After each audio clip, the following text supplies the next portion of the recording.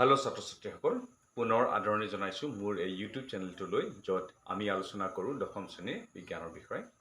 আমি আলোচনা কৰি থকা পাঠটো হৈছে চতুৰ্থটো পাঠ, কাৰ্বন আৰু ইয়াৰ যৌগসমূহৰ বিষয়ে। এই পাঠটোৰ পূৰ্বৰ ভিডিঅ'ত আমি আলোচনা কৰিছিলোঁ কাৰ্বনৰ প্ৰথম পৰিচয়। তাৰ পাছতে আমি আলোচনা কৰিছিলোঁ কাৰ্বনৰ বিশেষ কিছুমান ধৰ্মৰ বিষয়ে। পূৰ্বৰ ভিডিঅ'টোত আমি আলোচনা কৰা ধৰ্মসমূহ হৈছিল যে কাৰ্বনে সদায় চতুৰ সহযোগিতা দেখুৱায়, অৰ্থাৎ কাৰ্বনৰ যোজ্যতা সদায় 4। দ্বিতীয়টো আছিল কাৰ্বনে সদায়, অৰ্থাৎ কাৰ্বন পৰমাণুৱে সদায় সহযোজী বান্ধনি গঠন কৰে। আৰু তৃতীয়টো আছিল কাৰ্বনে তিনিওটা প্ৰকাৰৰ সহযোজী বান্ধনি গঠন কৰিব পাৰে। প্ৰথমটো হৈছে একক বান্ধনি, দ্বিতীয়টো হৈছে দ্বিবান্ধনি আৰু তৃতীয়টো হৈছে ত্ৰিবান্ধনি। আজি এই ভিডিঅ'টোত আমি আলোচনা কৰিবলৈ লৈছোঁ কাৰ্বনৰ চতুৰ্থটো ধৰ্ম, সেয়া হৈছে কেটেনেশ্যন। চতুৰ্থটো ধৰ্ম। এতিয়া এই কেটেনেশ্যন মানে কি হ'ল? দেখা যায় যে কাৰ্বন পৰমাণুৰ এটা বিশেষত্ব আছে যে ই এটা কাৰ্বন পৰমাণুৱে আন কাৰ্বন পৰমাণুৰ সৈতে সহযোজী বান্ধনি গঠন কৰি কাৰ্বন পৰমাণুৰে দীঘল শৃংখল সৃষ্টি কৰিব পাৰে। এই বান্ধনি হয়তো একক বান্ধনি হ'ব পাৰে, অথবা এই বান্ধনি দ্বিবান্ধনি হ'ব পাৰে, অথবা এই বান্ধনি ত্ৰিবান্ধনিও হ'ব পাৰে। ইয়াৰ পৰা প্ৰমাণিত হ'ল যে যিকোনো সহযোজী বান্ধনিৰে, লাগিলে একক বান্ধনি হওক বা দ্বিবান্ধনি বা ত্ৰিযোজী বান্ধনি হওক, সেই সহযোজী বান্ধনি গঠন কৰি কাৰ্বনে আন পৰমাণুৰ সৈতে লগ লাগি দীঘল শৃংখল সৃষ্টি কৰিব পৰা যি ধৰ্ম বা গঠন কৰিব পৰা যিটো ধৰ্ম, এই ধৰ্মটোকে কি বুলি কয়? কেটেনেশ্যন। মই সংজ্ঞাটো লিখি দিছোঁ যে একেটা মৌলৰ দুটা বা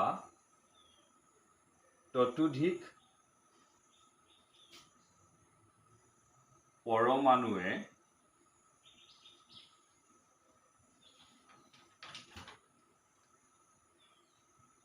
ইটোৱে সিটোৰ সৈতে সহযোজী বান্ধনি গঠন কৰি দীঘল শৃংখল সৃষ্টি কৰিব পৰা ধৰ্মকে কেটেনেশ্যন বোলে। এই সংজ্ঞাটো তোমালোকে নিজৰ টোকা বহীত ভালদৰে লিখি থবা, আৰু লগতে মই কোৱা কথাবোৰো তোমালোকে ভালদৰে মন দি শুনিবা, আৰু হয়তো ভিডিঅ'টো বাৰে বাৰে ঘূৰাই ঘূৰাই চাবা আৰু কথাবোৰ টোকা বহীত টুকি ল'বা। এতিয়া কথা হ'ল, এই বিশেষ ধৰ্মটো কাৰ্বনৰ ক্ষেত্ৰত বৰ বহুলভাৱে দেখা যায়। আন কিছুমান মৌলৰ ক্ষেত্ৰতো এইটো দেখা যায়, যেনে ধৰা ফছফৰাছ, চিলিকনৰ ক্ষেত্ৰতো কেটেনেশ্যন ধৰ্মটো দেখা পোৱা যায়, কিন্তু কম পৰিমাণে দেখা যায়। কিন্তু কাৰ্বনৰ ক্ষেত্ৰত ই বিস্তৃতভাৱে দেখা পোৱা যায়। এই বিশেষ ধৰ্মটোৰ এটা বিশেষত্ব আছে যে এই যে দীঘল শৃংখল এডাল সৃষ্টি হ'ল কাৰ্বন পৰমাণুৰ, এই দীঘল শৃংখলডাল আন পৰমাণু, আন মৌলৰ পৰমাণুৰ বাবে এক ৰাজহাড়ৰ দৰে কাম কৰে।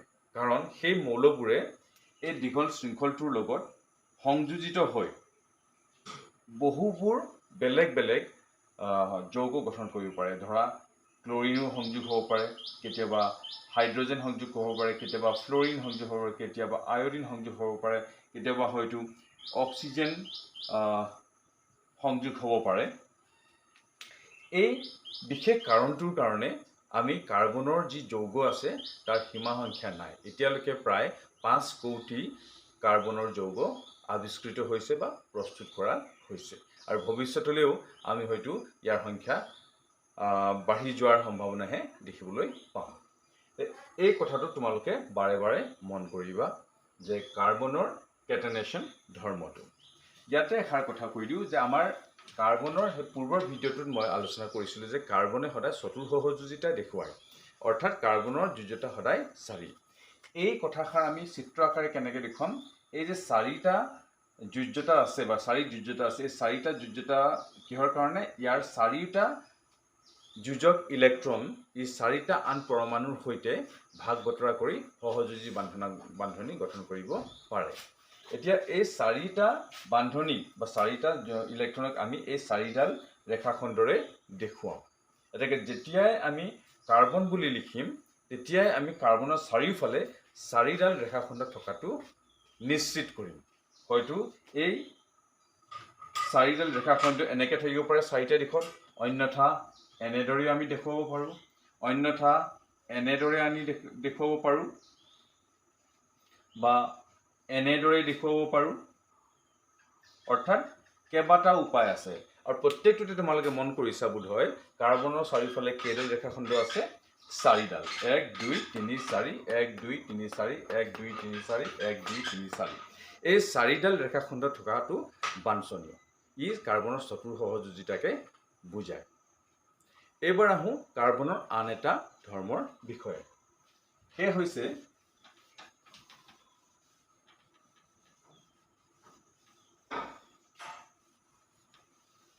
কাৰ্বনে বিভিন্ন ধৰণৰ শৃংখল গঠন কৰিব পাৰে। ই মুক্ত শৃংখল গঠন কৰিব পাৰে, যেনে ধৰা এনেকুৱা, বা শাখাযুক্ত শৃংখল গঠন কৰিব পাৰে,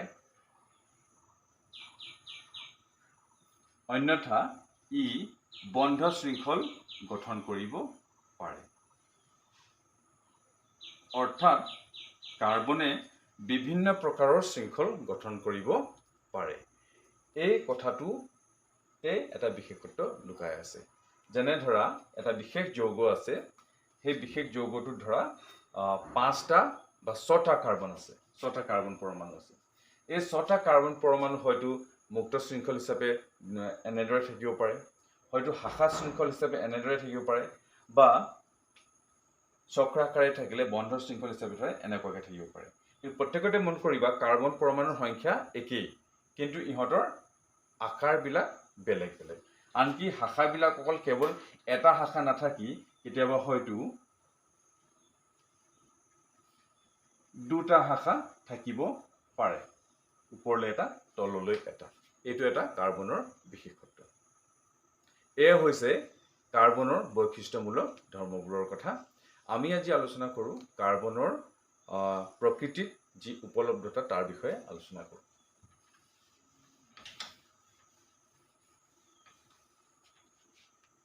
প্ৰকৃতিত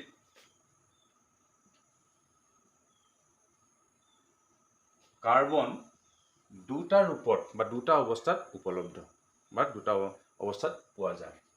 কাৰ্বন 2টা অৱস্থাত পোৱা যায়। প্ৰথমটো হৈছে মুক্ত অৱস্থা আৰু দ্বিতীয়টো হৈছে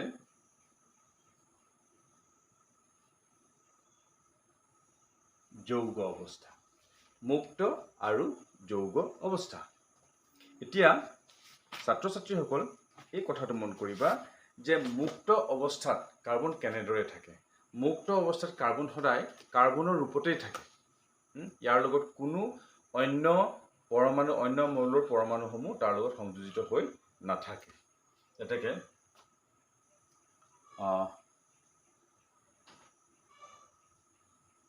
মৌল ৰূপত থাকে। আকৌ বিভিন্ন ৰূপ, যেনে ধৰা হীৰা, গ্ৰেফাইট, ফুলাৰিন বা কোক ইত্যাদি।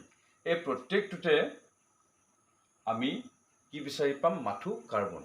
তাৰ অবিহনে আমি ইয়াত একো বেলেগ মৌলৰ উপস্থিতি নাই। এই যে হীৰা, গ্ৰেফাইট, ফুলাৰিন এইবোৰ দেখিবলৈ কিন্তু বৰ বেলেগ বেলেগ, পৃথক। ইহঁত দেখিবলৈ একেই নহয়।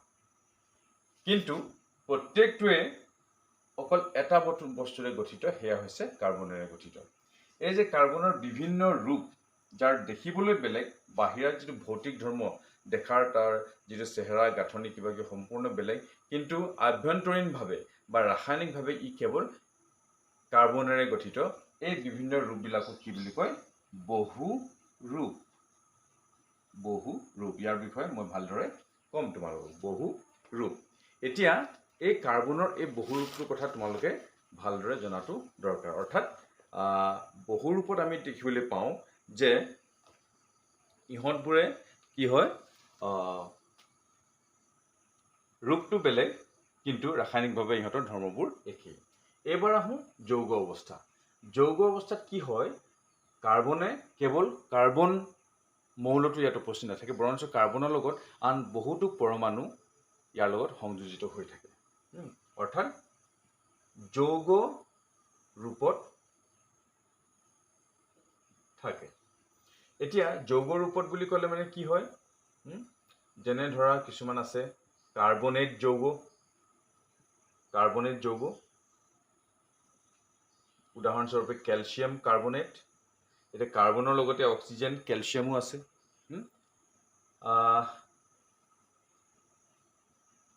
জীৱাশ্ম ইন্ধন, যেনে ধৰা কয়লা, খাৰুৱা তেল, প্ৰাকৃতিক গেছ, এইবিলাকত তোমালোকে দেখিবলৈ পাবা যে কেৱল ইয়াত কাৰ্বন নাই, কিন্তু কাৰ্বনৰ লগতে বহুতবোৰ আন মৌল ইয়াৰ লগত জড়িত হৈ আছে। তাৰ লগতে আকৌ কিছুমান জৈৱ যৌগ, যেনে ধৰা প্ৰটিন, যেনে ধৰা চৰ্বি, এইসমূহতো তোমালোকে কাৰ্বনৰ উপৰিও আন মৌলৰ পৰমাণুৰ উপস্থিতিও দেখিবলৈ পাবা, যেনে হাইড্ৰজেন, অক্সিজেন, নাইট্ৰজেন থাকিব পাৰে। এতেকে এইবিলাক হৈছে কাৰ্বনৰ যৌগ ৰূপ।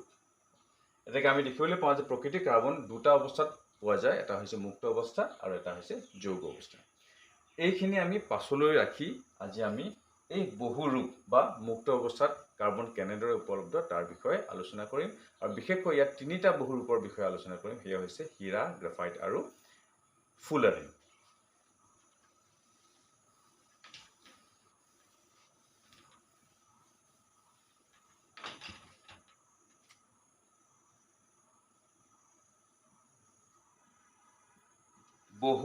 বহু মানে বহুকেইটা ৰূপ, তাৰ ৰূপৰেখাবিলাক বেলেগ বেলেগ, বহু ৰূপ। এতেকে একেটা মৌলৰে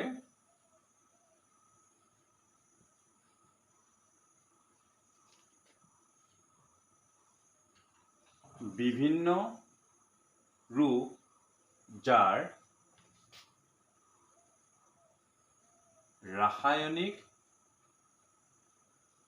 ধৰ্মবোৰ একেই, কিন্তু ভৌতিক ধৰ্মবোৰ পৃথক, তাকেই বহুৰূপ বোলে। অৰ্থাৎ দেখিবলৈ বেলেগ বেলেগ, কিন্তু ভিতৰৰ যিখিনি অৱস্থা, ৰাসায়নিকভাৱে সিহঁতে কেনেদৰে গঠিত হৈছে, সেই গোটেই ৰূপটো একেই। অৰ্থাৎ ৰাসায়নিক ধৰ্মবোৰ একেই, ভৌতিক ধৰ্মবোৰ বেলেগ। এতিয়া কাৰ্বনৰ বহু ৰূপ কেইবাটাও আছে নহয়। কাৰ্বনৰ বহু ৰূপ হৈছে প্ৰধানকৈ তিনিটা: হীৰা, গ্ৰেফাইট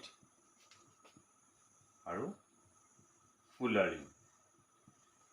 ইতিমধ্যে হীৰা আৰু গ্ৰেফাইটৰ বিষয়ে যথেষ্টখিনি গৱেষণা কৰা হৈছে আৰু যথেষ্টখিনি তথ্য আহৰণ কৰা হৈছে। কিন্তু ফুলাৰিন সৌ সিদিনাহে আৱিষ্কৃত হোৱাৰ বাবে ইয়াৰ ওপৰত এতিয়াও গৱেষণা চলি আছে আৰু বহুখিনি তথ্য এতিয়াও আহিবলৈ বাকী আছে। কিন্তু যিখিনি পোৱা গৈছে তাৰ এটা ক্ষুদ্ৰ তথ্য তোমালোকলৈ আগবঢ়োৱা হ'ব। তাৰ আগতে আমি হীৰা আৰু গ্ৰেফাইটৰ বিষয়ে আলোচনা কৰোঁ।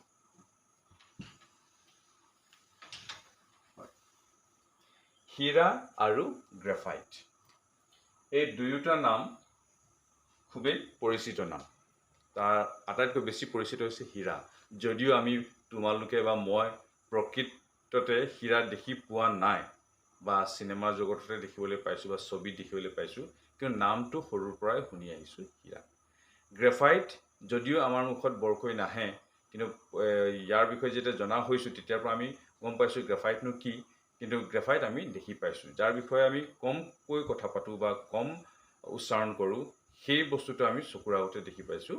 কিন্তু হীৰা যাক বেছিকৈ আলোচিত হয় তাক আমি প্ৰকৃততে দেখিবলৈ পোৱা নাই এতিয়ালৈকে। তাৰ বিষয়ে আলোচনা কৰোঁ এবাৰ, হীৰা আৰু গ্ৰেফাইট।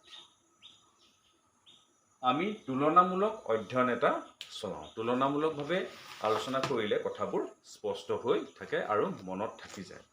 এতিয়া প্ৰথমটো হ'ল হীৰা দেখিবলৈ কেনেকুৱা। তোমালোকে হয়তো বোলছবি জগতত দেখিছা, বোলছবি চলচ্চিত্ৰ এখন চাওঁতে তোমালোকে হীৰা দেখিছা বা ছবিত দেখিছা। কি হয় যে হীৰা দেখিবলৈ বৰ স্বচ্ছ চিকমিকাই থাকে, তাৰ জিলিকনি বেছি। আনহাতে হীৰা যিটো গ্ৰেফাইট তোমালোকে ক'ত দেখিছা? হয়, তোমালোকৰ প্ৰত্যেকৰে লগত পেঞ্চিল আছে, কাঠ পেঞ্চিল। এই কাঠ পেঞ্চিলৰ যিটো কলা অংশটো, সেয়া আন একো নহয় বৰঞ্চ সেয়াই হৈছে আমাৰ গ্ৰেফাইট। সেই গ্ৰেফাইটটো দেখিবলৈ কলা, অস্বচ্ছ পদাৰ্থ, চুবলৈ মিহি, পিছল। দুইটাৰে পাৰ্থক্য আছে, কিন্তু দেখিবলৈ দুইটা একেবাৰে বেলেগ বা পৃথক। এইফালে স্বচ্ছ পদাৰ্থ, এইফালে অস্বচ্ছ পদাৰ্থ, কিন্তু দুয়োটাই কিহেৰে গঠন হৈছে? কাৰ্বন পৰমাণুৰে গঠন হৈছে। এতেকে আমি আলোচনা কৰোঁ।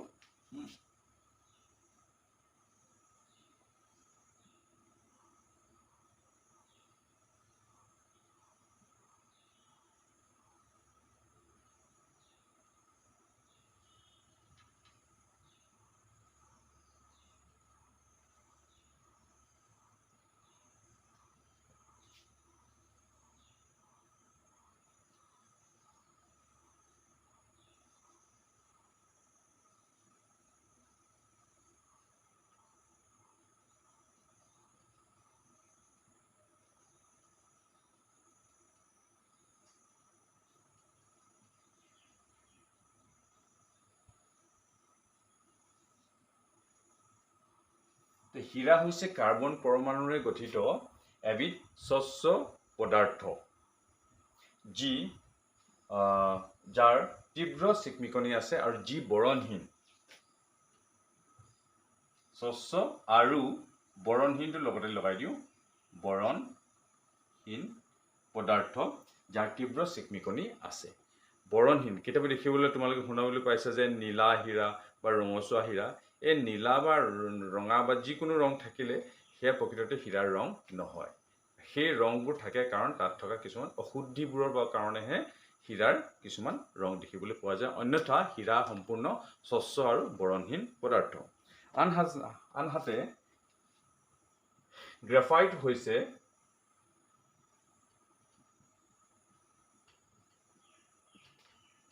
কাৰ্বন পৰমাণুৰে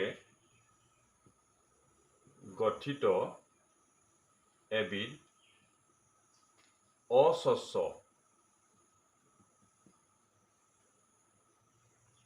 ধোঁৱা বৰণীয়া পদাৰ্থ, যাৰ চিকমিকনি নাই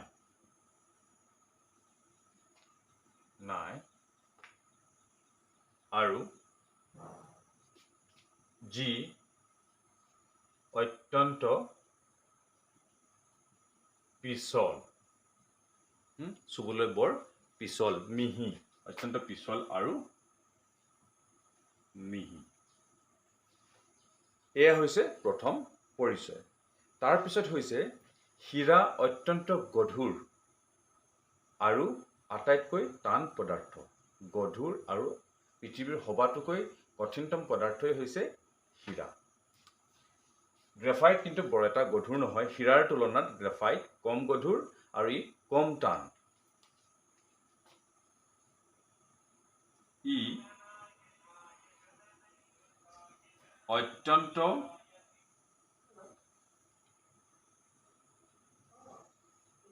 কঠোৰ কঠোৰ শব্দটো ব্যৱহাৰ নকৰি আমি গধুৰ শব্দ অত্যন্ত গধুৰ আৰু কঠিনতম পদাৰ্থ আনহাতে ই কম গধুৰ আৰু বৰ কঠিন নহয় সেই হৈছে হীৰা আৰু গ্ৰেফাইটৰ কথা আন এটা ধৰ্ম হৈছে তুলনামূলকভাৱে আমি কওঁ ই বিদ্যুতৰ কুপৰিবাহী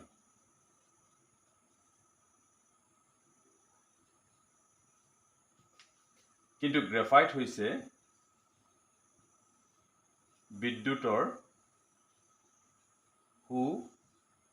সুপৰিবাহী ইয়াতে এটা কথা লুকাই আছে যে আমি যেতিয়া ধাতু আৰু অধাতু পাত্ৰৰ বিষয়ে আলোচনা কৰি আছিলোঁ তেতিয়া এটা বিশেষ ধৰ্মৰ কথা আলোচনা কৰিছিলোঁ সেই হৈছে বিদ্যুৎ পৰিবাহিতা ধাতুসমূহ বিদ্যুতৰ সুপৰিবাহী আনহাতে অধাতুসমূহ বিদ্যুতৰ কুপৰিবাহী কিন্তু তাতে ব্যতিক্ৰম এটা আছিলে সেইটো হৈছে গ্ৰেফাইটৰ ৰূপত কাৰ্বন হৈছে একমাত্ৰ অধাতু যি বিদ্যুতৰ সুপৰিবাহী আৰু এয়া হৈছে আমি তাৰে এটা নিদৰ্শন যে গ্ৰেফাইট হৈছে বিদ্যুতৰ সুপৰিবাহী কিয় সুপৰিবাহী তাৰ বিষয়ে আমি আলোচনা কৰিম এতিয়া 4 ইয়াৰ ঘনত্ব বেছি ই অত্যন্ত ঘন পদাৰ্থ 3.5 পৰা 3.53 গ্ৰাম প্ৰতি সেন্টিমিটাৰ কিউব বা আমি ক'ব পাৰোঁ হীৰাৰ ঘনত্ব অত্যন্ত বেছি ইয়াৰ ঘনত্ব হৈছে 3.5 পৰা 3.53 গ্ৰাম প্ৰতি ঘন সেন্টিমিটাৰ আনহাতে ইয়াৰ তুলনাত গ্ৰেফাইটৰ ঘনত্ব কম ইয়াৰ ঘনত্ব কম আৰু ই হৈছে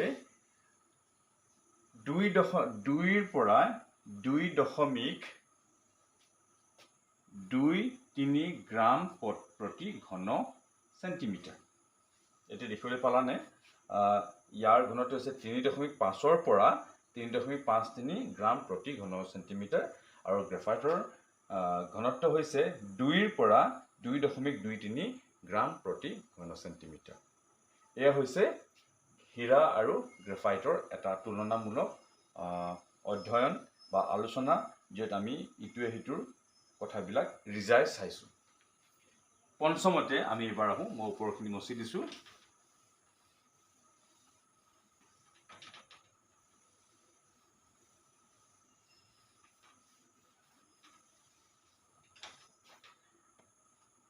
সেয়া হৈছে আমি ইয়াত যদিও আমি তুলনামূলক কৰি আছোঁ ইয়াত কিছুমান মিলো আছে ইয়াত কিছুমান অমিলো আছে হীৰা বা গ্ৰেফাইট সম পৰিমাণৰ হীৰা বা গ্ৰেফাইটক আমি কেৱল অক্সিজেনৰ উপস্থিতিত যদি আমি দহন কৰোঁ তেনেহ'লে কেৱল আৰু কেৱল কাৰ্বন ডাই অক্সাইড গেছে উৎপন্ন হয় ই প্ৰমাণ কৰে যে হীৰা আৰু গ্ৰেফাইটত কেৱল আৰু কেৱল কাৰ্বনহে আছে অৰ্থাৎ ইহঁত দুয়োটাই কাৰ্বনেৰে গঠিত অৰ্থাৎ যেতিয়া আমি হীৰাক দহন কৰোঁ অক্সিজেনৰ উপস্থিতিত কাৰ্বন ডাই অক্সাইডহে উৎপন্ন হয় কাৰ্বন ডাই অক্সাইড যি অক্সিজেন এই অক্সিজেনৰ পৰা আহিল এতিয়া কাৰ্বনটো ক'ৰ পৰা আহিল নিশ্চয় হীৰাৰ পৰা আহিছে অন্য কোনো বিক্ৰিয়াজাত পদাৰ্থ উৎপন্ন নোহোৱাটোৱে সূচাইছে যে হীৰাত কেৱল আৰু কেৱল কাৰ্বনে থাকে ঠিক তেনেদৰে গ্ৰেফাইটতো সেই একেই অৱস্থা আমি এটাকে লিখিব পাৰোঁ এইটো এটা মিল যে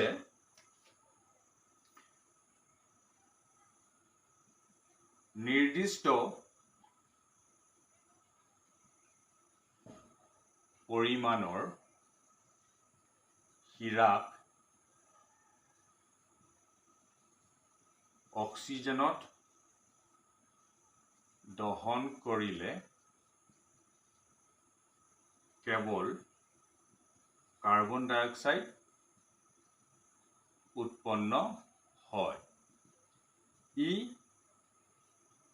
প্ৰমাণ কৰে যে হীৰা কেৱল কাৰ্বন পৰমাণুৰে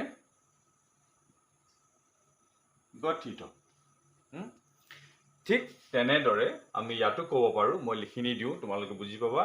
নিৰ্দিষ্ট পৰিমাণৰ গ্ৰেফাইট অক্সিজেনত দহন কৰিলে কেৱল কাৰ্বন ডাই অক্সাইডহে উৎপন্ন হয়।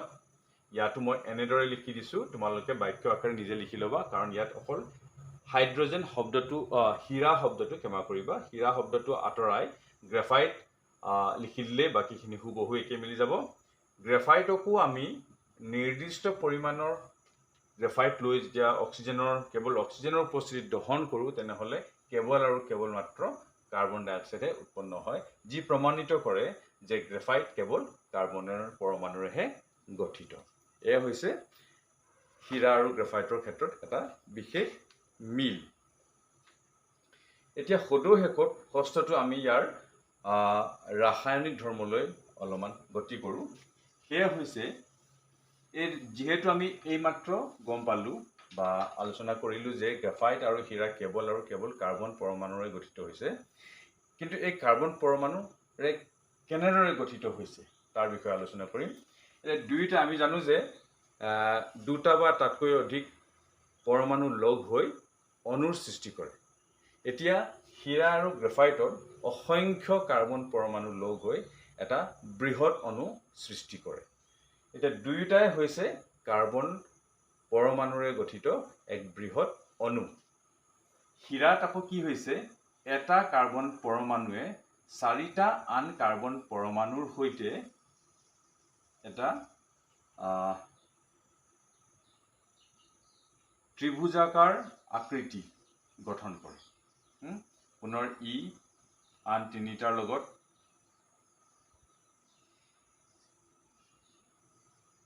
সহযোজী বান্ধনি গঠন কৰি এনেদৰে এটা জ্যামিতিক আকাৰ বা আকৃতি গঠন কৰে। এতেকে এই যে বৃহৎ সংখ্যক কাৰ্বন পৰমাণু আহি এই হীৰা দুখৰ গঠন কৰিলে, এতেকে আমি ক'ব পাৰোঁ হীৰা হৈছে অসংখ্য কাৰ্বন পৰমাণুৰে গঠিত এক বৃহৎ অণু, য'ত প্ৰত্যেকটো কাৰ্বন পৰমাণুৱে আন 4টা কাৰ্বন পৰমাণুৰ সৈতে সহযোজী বান্ধনি গঠন কৰি থাকে। আনফালে আমি চাওঁ গ্ৰেফাইটো ঠিক তেনেদৰে অসংখ্য কাৰ্বন পৰমাণুৰে গঠিত এক বৃহৎ অণু, য'ত প্ৰত্যেকটো কাৰ্বন পৰমাণুৱে আন 3টা কাৰ্বন পৰমাণুৰে সৈতে সহযোজী বান্ধনি গঠন কৰি কিছুমান সৰভুজী আকৃতি গঠন কৰে। সৰভুজী আকৃতি গঠন কৰি কিছুমান তৰপ সৃষ্টি কৰে, কাৰ্বন পৰমাণুৰ তৰপ সৃষ্টি কৰে। ইয়াত এটা তৰপ আছে, ঠিক তেনেকৈ আন এটা তৰপ আছে। ইয়াত প্ৰত্যেকটো কাৰ্বন পৰমাণুৰ সৈতে আন 3টা কাৰ্বন পৰমাণু সহযোজী বান্ধনিৰে লগ লাগি কিছুমান সৰভুজী, অৰ্থাৎ সৰ মানে 6টা বাহু যুক্ত কিছুমান আকাৰ সৃষ্টি কৰে।